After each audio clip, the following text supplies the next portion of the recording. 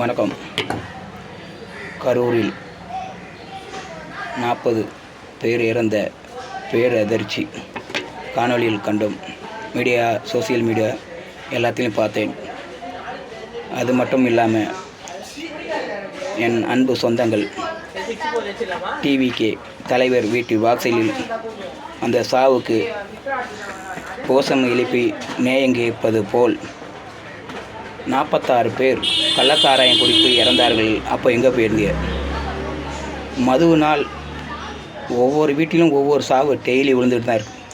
வளரும் மாணவர்கள் 10 வயசு 12 வயசுக்காரங்க கஞ்சா மதுவுக்கு அடிமையாகி தமிழ்நாட்டில் இந்தியாவை சீரழிச்சிட்டு இருக்காங்க.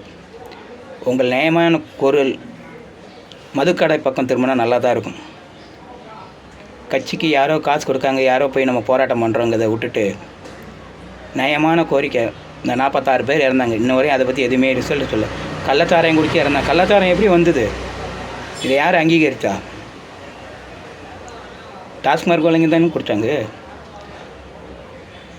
அந்த டாஸ்மார்க்கை மூட சொல்லி எனக்கே போய் நீங்கள் போராட்டம் பண்ணியிருக்கீங்களா?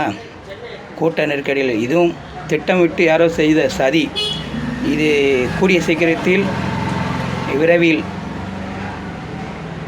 காலத்தின் கட்டாயம் இந்த பழிபாவத்தை யார் செய்தார் என்று கட்டாயம் தெரிய வரும்.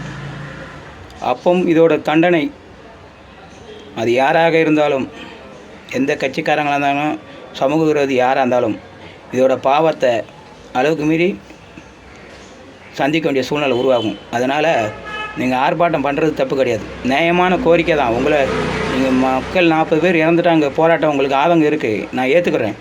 கள்ளச்சாராயம் குடிச்சு டெய்லி செத்துக்கிட்டே இருக்காங்க. அவங்களுக்குலாம் என்ன பண்ண போறியா? 46 பேர் செத்தாங்க. அங்கே போய் உங்களுக்கு போராட்டம் என்னாச்சு? இதுவரையும் நீங்கள் யாரையும் எதிர்த்து போராடலையே.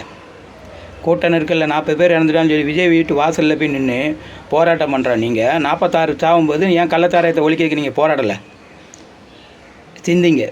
சிந்திச்சு செயலாற்றுங்க.